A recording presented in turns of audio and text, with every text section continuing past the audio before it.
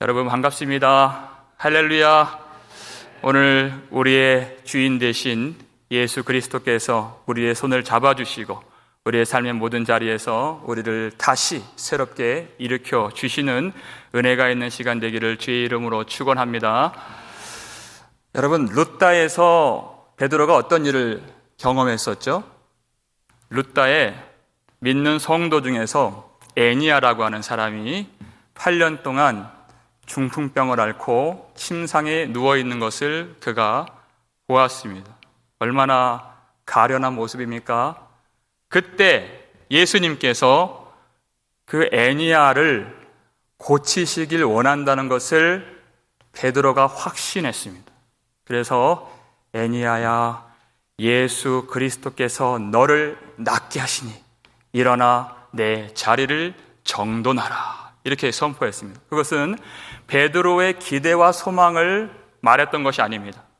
우리의 연약함을 친히 담당하시고 우리의 병을 짊어지시기 위해서 십자가에서 죽으신 예수 그리스도의 소망을 선포한 것입니다. 예수 그리스도의 명령을 전한 것입니다. 애니야야, 일어나 내 자리를 정돈하라. 여러분, 우리 구주 예수 그리스도께서는 생명의 근원이 되시고 우리가 병약한 것을 원치 않으시는 분이십니다. 우리가 건강하기를 누구보다도 원하시는 분이 우리 구주 예수 그리스도가 되십니다. 마태복음 8장을 보면요, 한 나병 환자가 예수님께 나와 절하며 그가 말했습니다. 주여, 주님이 원하시면 나를 깨끗하게 하실 수 있나이다, 그랬어요. 여러분, 나병 환자가 나온다는 것은 쉬운 일이 아닙니다. 그는 나병 환자가 대고 진단을 받았을 때에는 머리를 부러헤치고 그가 부정하다 외치면서 진영 밖으로 나가서 그가 홀로 격리된 채로 살아야 했기 때문에 누군가 앞에 선다는 것 그리 쉬운 일이 아닙니다. 여러분, 질병이 오래되면 마음이 약해집니다. 어떠한 기대와 소망도 갖지 못할 만큼 낙심이 되고 절망에 빠질 때가 있어요. 그런데 그는 몸은 병들었지만 마음은 병들지 않았습니다. 그래서 예수님 앞에 나올 수 있었고 주님은 그것을 믿음이라 하셨습니다. 여러분, 몸이 병들었지만 마음은 병들지 않기를 주의 이름으로 축원합니다. 그걸 믿음으로 보세요. 그랬더니 주여, 주님이 원하시면 나를 깨끗게 하실 수 있나이다. 그랬더니 예수님께서 손을 내밀어 그에게 대시면서 이르시되 내가 원하노니 그랬어요. 주님이 원하신다 그랬어요. 내가 원하노니 깨끗함을 받으라 그랬어요. 주님이 얼마나 그가 회복되고 건강해지기를 원하시는가, 그의 믿음을 보시고 그에게 손을 대시고 그에게 깨끗함을 허락해 주시고 그를 치유시켜 주셨습니다. 여러분, 나병 환자에게 손을 댄다는 것은 무엇입니까? 부정해진다는 것을 의미하는 것이에요. 하지만 주님이 손을 대시면 주님의 생명이 그에게 임하는 것입니다. 주님은 그렇게 우리에게 생명을 주기 위해서 우리의 죽음을 가져가신 분이십니다.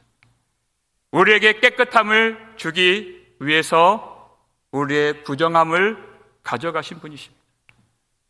우리의 질병을 가져가시기 위해서 주님은 우리에게 건강함을 주시고 보혈을 흘려주시고 영원한 부활의 생명을 허락해 주신 분이십니다.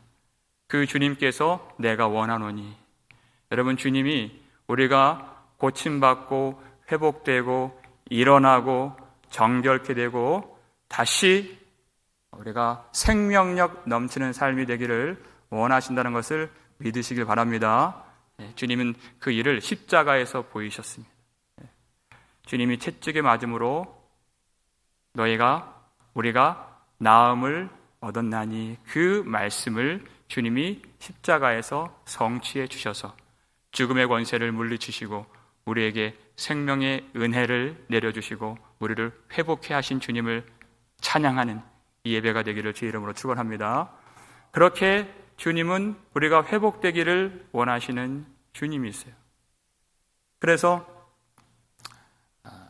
룻다에서 예수 그리스도의 이름으로 애니아가 고침받는 것을 베드로가 경험하고, 그것을 보고 룻다와 사론과 그 지경에 있는 많은 사람들이 주님 앞에 나와서 예수를 믿고 구원받는 일을 경험하게 된 것입니다. 그 연장선에서 오늘 욥바에서 어떤 일이 일어나게 되는가? 주님은 주님께 나와 절하며 은혜를 구하는 것을 믿음으로 보셨습니다.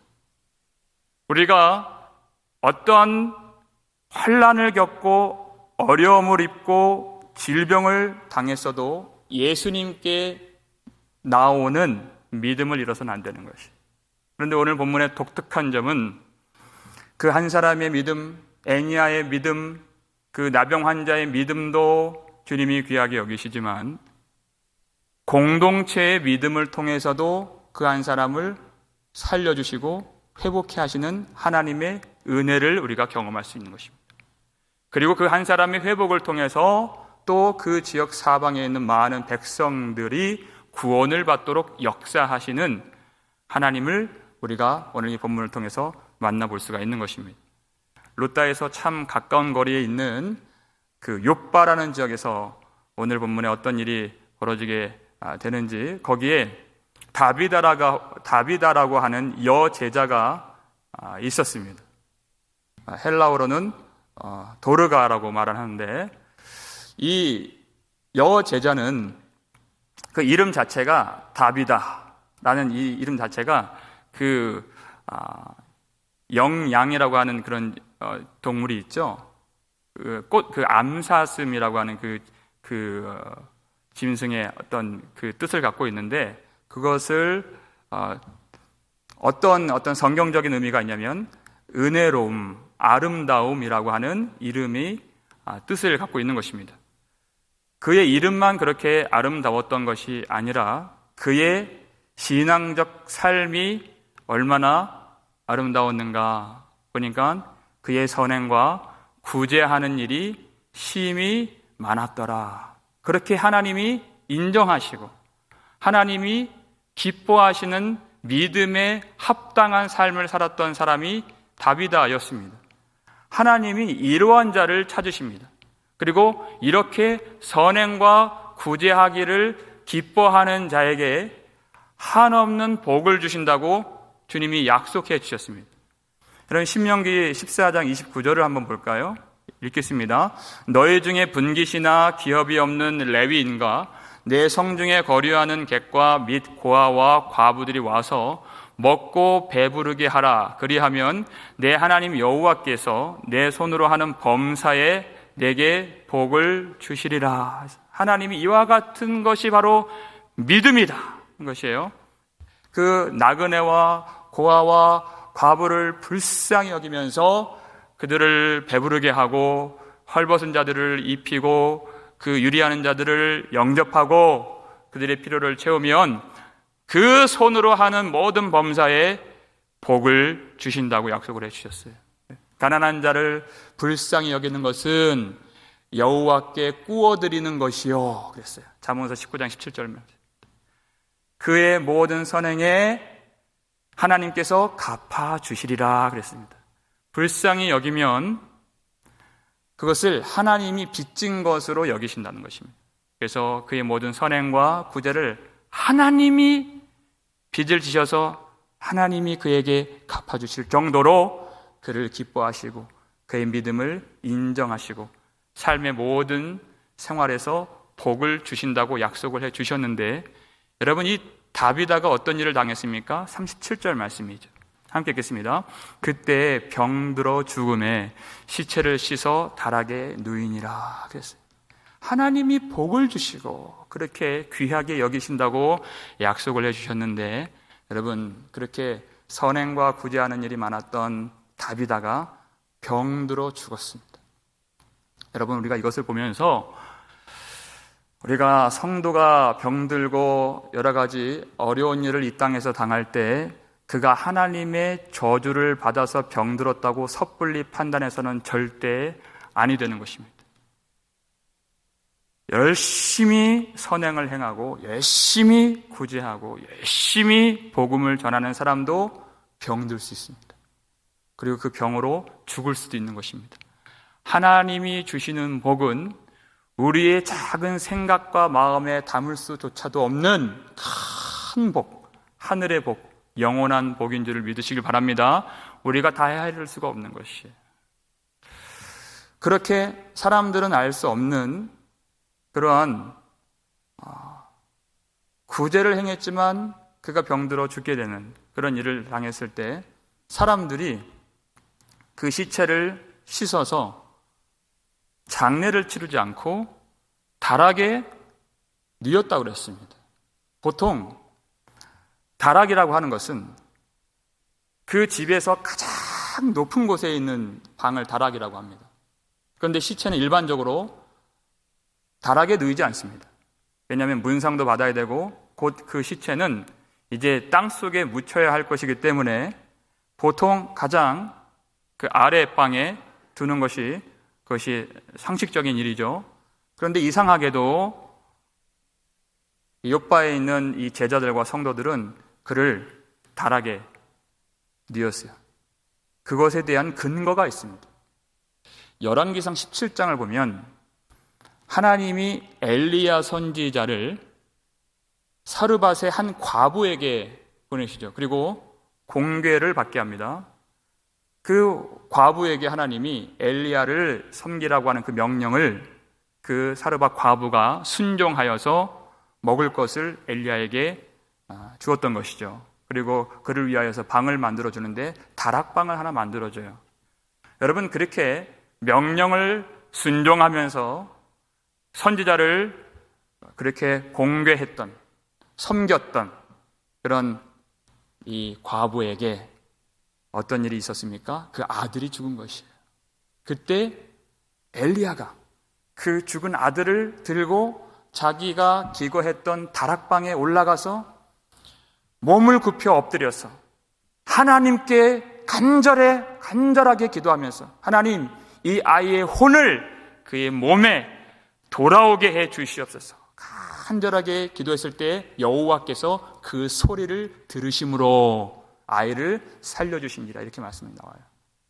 그 다락방이라고 하는 것은 성도들이 다 알고 있었습니다. 하나님이 그곳을 그 죽은 자를 살리시는 생명의 역사가 나타나는 자리인 것을 그들이 알고 다비다를, 그 시체를 거기에 누이고 두 제자를 룻다에 보내서 베드로를 청해서 불러오는 것입니다. 왜냐하면 그 일전에 애니아가 예수 그리스도의 이름의 능력으로 고침받고 회복되었다는 그 소식이 욥바에까지 들렸기 때문에 다비다를 위하여서 베드로를 빨리 급하게 오라고 간청했다고 성경에 나오고 있죠.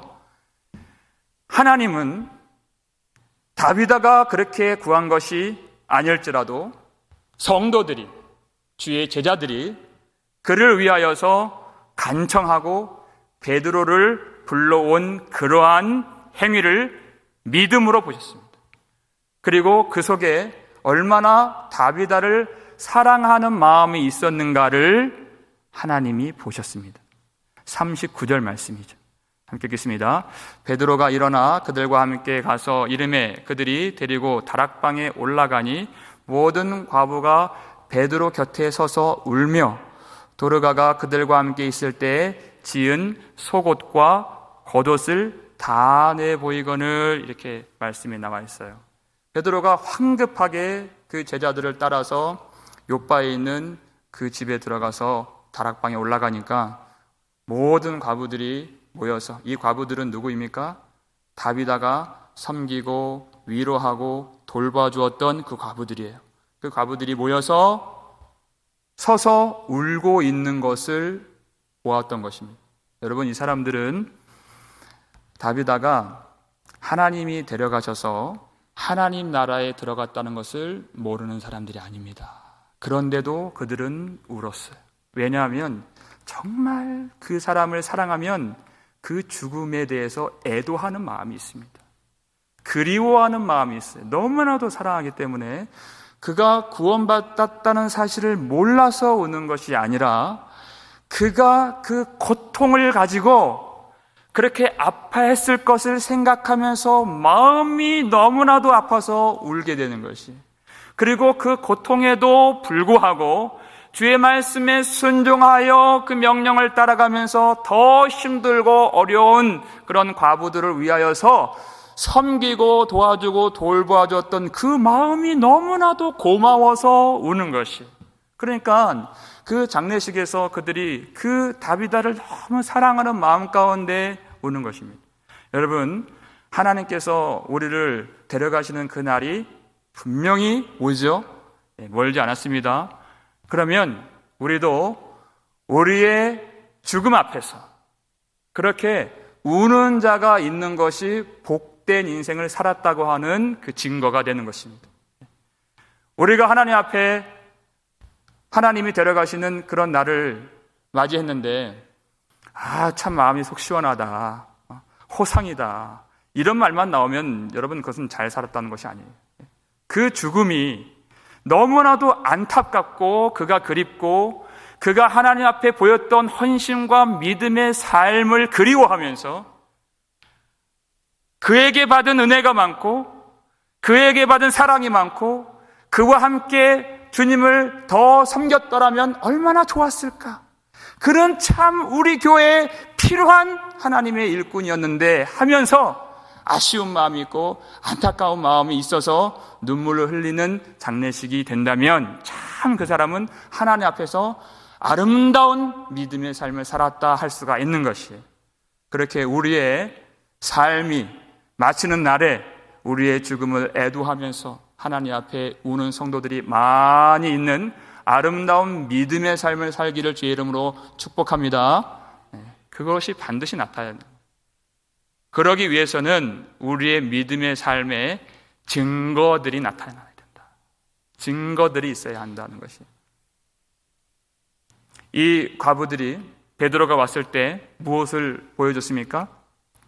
그가 살아있을 때 그들에게 만들어 주었던 속옷과 겉옷을 내보였다, 이렇게 말씀하고 있는 것이죠. 다비다가 보여줬던 믿음의 증거. 다비다를요, 이 본문에서 그의 남편이나 그의 가족들이 등장하지 않아요. 그래서 우리가 전통적으로 이 다비다를 볼 때 그 모든 과부들 중에 하나인 과부로 보고 추정하는 그런 경향이 많이 있습니다. 왜냐하면 초대교회에는 과부들이 많이 있었어요. 전쟁에 나가서 남자들이 빨리 죽고, 또 일을 하다가도 또 죽고, 또 병으로도 죽고, 또 배를 타서 고기를 잡다가도 죽어서 교인들 중에 상당수가 과부들이었습니다. 우리가 디모데전서 강의할 때에도 하나님의 그 교회 명부에 올리는 참 과부에 대해서 한 11번 정도 살핀 적이 있는데, 그 중에 한 말씀입니다. 디모데전서 5장 10절 말씀 읽겠습니다. 선한 행실의 증거가 있어 혹은 자녀를 양육하며 혹은 나그네를 대접하며 혹은 성도들의 발을 씻으며 혹은 환난당한 자들을 구제하며 혹은 모든 선한 일을 행한 자라야 할 것이요. 아멘. 그랬습니다. 왜 그렇게 교회에는 과부들이 많이 있는가? 여러분, 과부라고 하는 것은 이 땅에서 신랑 되시는 예수님을 먼저 떠나보내고 이 땅에서 남아있는 그 짧은 그 시간 동안 고난을 당하는 성도들, 교회의 정체성을 나타내는 존재로서의 과부이기 때문에 과부가 많은 것입니다. 그러니까 과부의 삶과 성도들의 삶은 아주 유사하고 같다고 볼 수 있어요. 하나님이 왜 과부를 허락하시는가? 그 빈궁함과 고통 가운데 절망하고 낙심하고 슬퍼하라고 허락하신 과부의 인생이 아니요, 신랑 되신 예수 그리스도를 기다리면서 땅에 있는 신랑은 이렇지만 하늘에 계신 참 신랑을 사모하며 기다리며 신랑의 성품을 받고 하늘의 약속을 받고 성령을 받아서 신랑의 성품으로 자기와 같이 어려운 성도들을 위로하고 절망에 빠지고 도탄에 빠지고 고통을 당하고 슬퍼하는 자들에게 위로를 전하고 하늘의 소망을 전하고 복음을 전하고 그들을 일으켜 세워줄 수 있는 삶이 바로 참 과부의 삶이요 동시에 성도의 삶일 것을 우리에게 가르쳐 주시는 것입니다. 그래서 교회에는 과부가 많은 것입니다.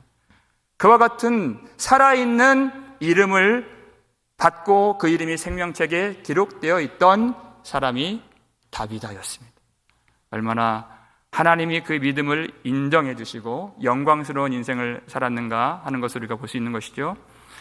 속옷과 겉옷을 지어준 것이 무엇 그렇게 대단한 일일까 우리가 생각할 수 있겠지만, 당시에는 그것이 삶에 있어서 꼭 필요한 생필품 되는 것은 말할 것도 없고, 그 삶에 있어서 귀한 자산적 가치가 있는 물품들이 바로 속옷과 겉옷이었어요. 마태복음 5장 40절을 볼까요? 읽겠습니다. 또 너를 고발하여 속옷을 가지고자 하는 자에게 겉옷까지도 가지게 하며 그랬어요. 여러분 앞에 보니까 너를 고발할 정도로, 송사에 이를 정도로, 이것을 가져가서 법정에서 그 재산 분쟁이 일어날 정도로 귀한 자산적 가치가 속옷이요 겉옷이라는 것입니다. 그렇게 궁핍한 자들에게는 그 옷 한 벌이 너무나도 귀한 것이에요. 그러니까 출애굽기 22장 25절 이하를 보면요, 너무 가난한 자가 돈을 빌려야 되는데 무엇을 맡깁니까? 겉옷을 담보물로 저당 잡히고 돈을 빌릴 수가 있었던 것입니다.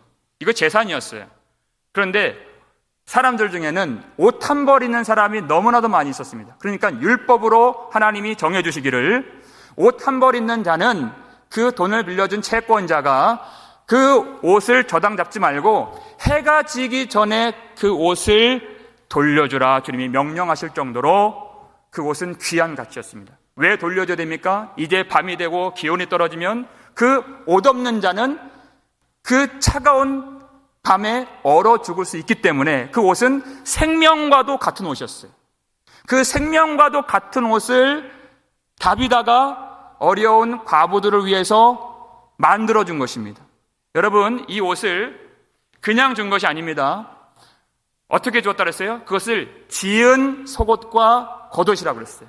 만들어 주었다는 것이에요. 여러분, 우리가 구제를 하거나 아니면 누군가에게 옷을 줄 때 나에게 지금 맞질 않고 유행이 지나거나 내게는 이제는 불필요한 옷을 줄 때가 많이 있어요. 그것도 참 귀한 일이고 아름다운 헌신입니다. 그렇지만 다비다는 그렇게 한 것이 아니에요.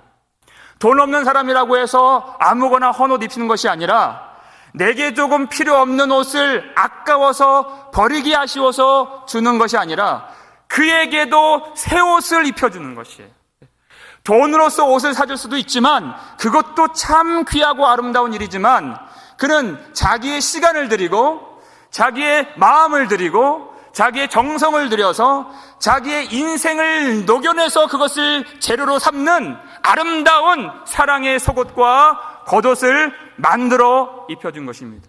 그 헌신을 하나님이 기쁘게 받아주신 것이에요.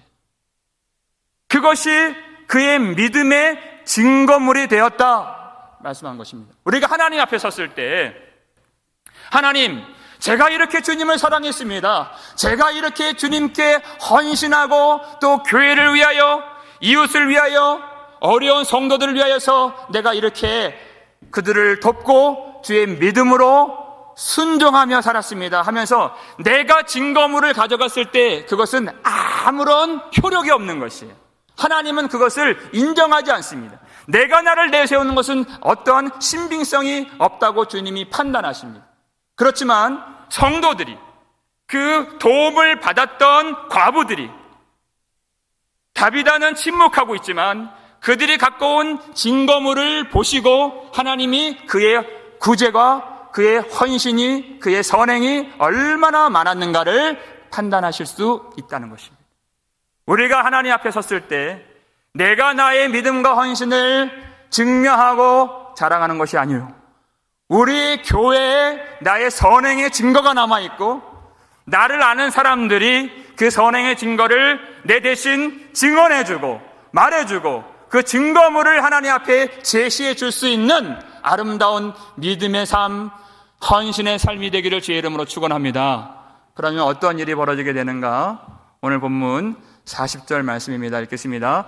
베드로가 사람을 다 내보내고 무릎을 꿇고 기도하고 돌이켜 시체를 향하여 이르되 다비다야 일어나라 하니 그가 눈을 떠 베드로를 보고 일어나 앉는지라 그랬어요.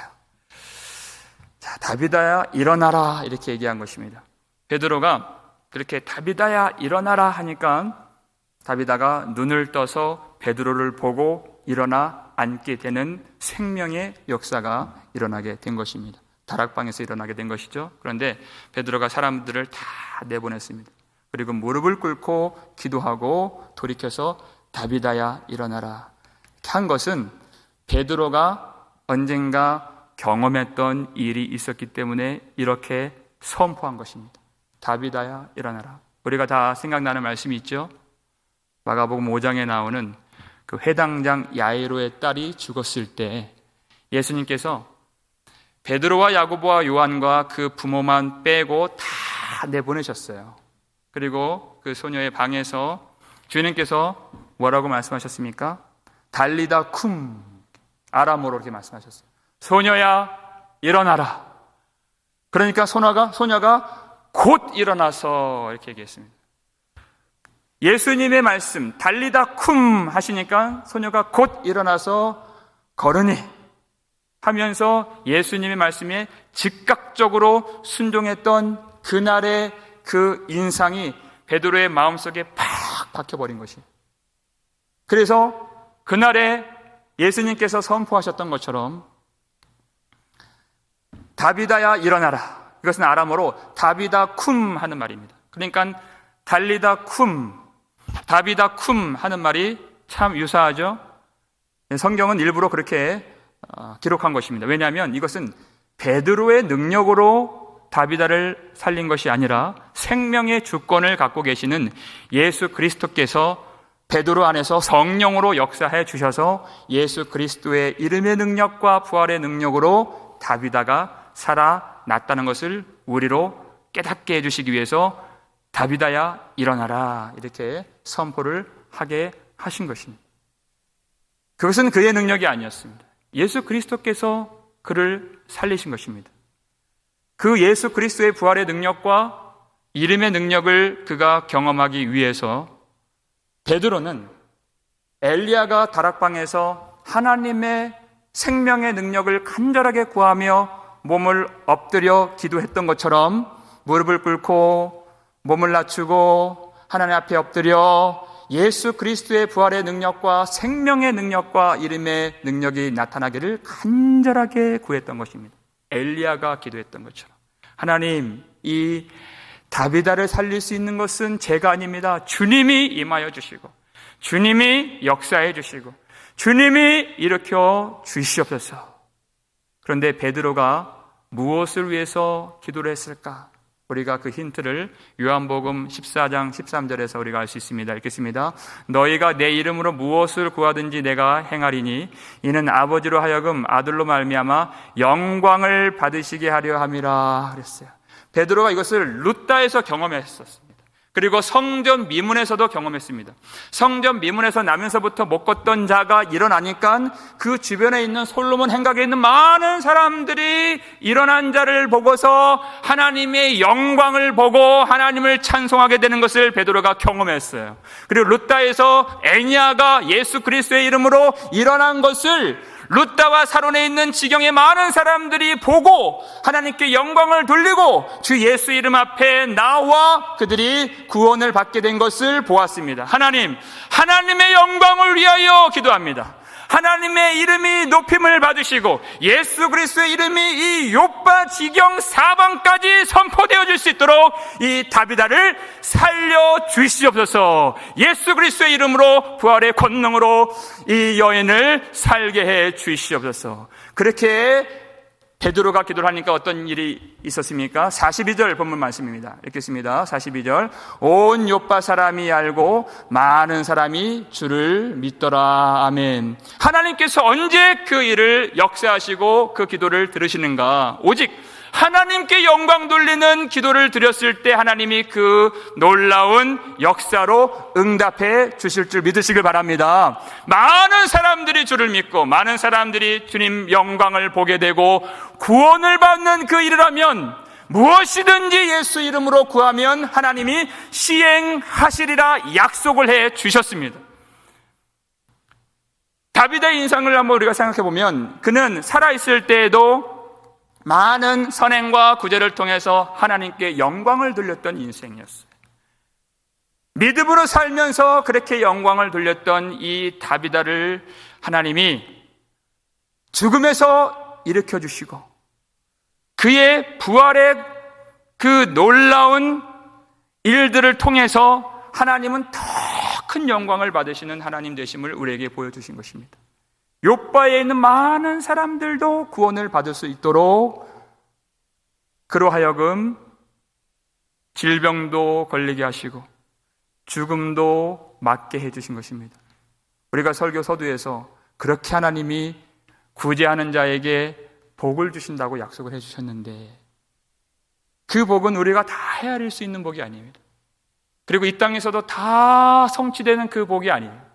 우리 작은 생각에 우리의 마음에 담을 수 없는 영원한 복이요 부활의 영광이요 영원한 생명과 영생의 복인 것을 믿으시길 바랍니다. 그렇게 믿음으로 살고 말씀을 순종하며 하나님께서 기뻐하시는 뜻대로 선행과 구제가 심히 많았던 인생을 어떻게 치유하시고 어떻게 그를 구원하시고 어떻게 부활의 영광으로 입혀주시는가. 우리가 이사야 말씀 우리 58장 7절 8절 우리 함께 읽겠습니다. 또 줄인 자에게 내 양식을 나누어 주며 유리하는 빈민을 집에 들이며 헐벗은 자를 보면 입히며 또 내 골육을 피하여 스스로 숨지 아니하는 것이 아니겠느냐. 그리하면 내 빛이 새벽같이 비칠 것이며 내 치유가 급속할 것이며 내 공의가 내 앞에 행하고 여호와의 영광이 내 뒤에 호위하리니 아멘. 그랬어요. 다비다는 자기를 위하여 살지 않았습니다. 주의 말씀을 따라서 더 힘들고 고통당하는 과부들을 위하여 속옷과 겉옷을 만들어 입혀주는 이 말씀에 따른 믿음의 삶을 살았던 것입니다. 그는 이 말씀을 순종하면서 아마 병이 더 심각해졌을 수도 있습니다. 그래서 죽음까지 맞게 되었습니다. 하지만 그는 자기를 돌보지 아니하고 그가 더 병이 위중하여지고 더 고통이 가중된다고 하여서 낙심하지 않았어요. 여러분, 하나님께서 소명을 주시고 하나님께서 불러 세우시고 하나님의 말씀을 순종하는 자들은 절대 낙심하지 않습니다. 그 일 때문에 질병에 걸린다 할지라도 그 일 때문에 내 인생이 더 어려움을 당한다 할지라도 그 일 때문에 내 삶의 길이 막히고 내가 더 빈궁해지고 더 고통을 당한다 할지라도 소명자는 절대 실망하거나 소명자는 절대 낙심하거나 절대 그는 실망하는 법이 없는 것입니다. 왜냐하면 그 속에 예수 그리스도께서 사시기 때문입니다. 여러분, 다비다는 어떤 특별한 사도가 아니었어요. 특별한 능력을 행했던 것이 아닙니다. 그가 기적을 행한 것이 아닙니다. 그는 누구나 다 받을 수 있는 그 이름, 여제자라는 그런 이름을 가졌습니다. 성도라는 이름을 가졌습니다. 누가 성도이겠습니까? 그 속에 살아계신 예수 그리스도를 모시고 주님이 임하신 사람을 성도요, 교인이요, 제자라고 부르는 것입니다. 그러면 자기를 위하여 자기의 형편을 구하면서 자기 뜻을 구하며 사는 법이 없고, 어떠한 경우에라도 이 환난의 때 예수 그리스도의 말씀을 따라가며 주의 마음을 품고 주의 심장을 가지고 더 힘들고 환난당하고 고통당하는 자를 일으켜 세워주며 사는 그 사람을 우리는 성도라고 부르는 것입니다. 그와 같은 사람은 성경에 참 많이 나오죠. 우리가 그 한 인물만 우리 마지막으로 살피겠습니다. 빌립보서 2장 30절, 우리가 언젠간 다룬 적이 있는 에바브로디도입니다. 함께 읽겠습니다. 그가 그리스도의 일을 위하여 죽기에 이르러도 자기 목숨을 돌보지 아니한 것은 나를 섬기는 너희의 일의 부족함을 채우려 함이니라. 아멘. 에바브로디도는 죽을 병에 걸린 사람입니다. 자기를 돌보아도 하루가 모자르고 다 마음을 쓸 수 없는 그런 긴박한 상황 가운데 있는 에바브로디도가 예수 그리스도의 일을 위하여 자기 생명을 돌보지 않았다는 것이에요.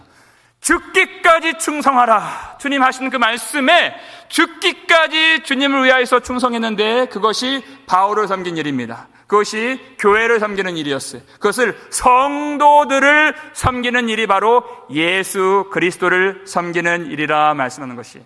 여러분, 오늘 이 귀한 이 본문에는요, 자기를 섬긴 사람이 단 한 사람도 없어요. 다비다는 그 많은 과부들을 위하여서 손수, 속옷과 겉옷을 지어 입혀주었던 예수의 마음을 가진 사람이었습니다. 그리고 성도들은 그의 죽음을 애도하고 그를 위하여 룻다에 내려가서 베드로에게 간청하고, 그리고 그 행함의 선행의 증거를 내어주었던 사람들이었습니다. 베드로도 자기를 위하여 기도하지 않았습니다.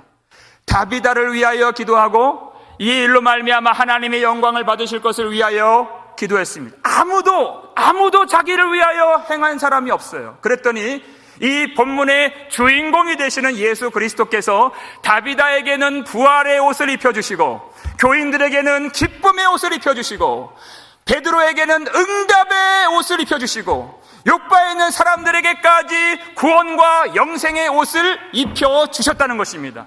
우리가 이 믿음을 가지고 예수 그리스도를 우리 마음에 모시는 성도로서, 제자로서 나를 위하여 기도하지 아니하고, 오늘 기도할 때 나의 형편보다 다른 사람들을 위하여 더 많이 기도하고 다른 사람의 이름이 더 많이 언급되는 오늘 기도의 시간 되기를 주의 이름으로 축원합니다.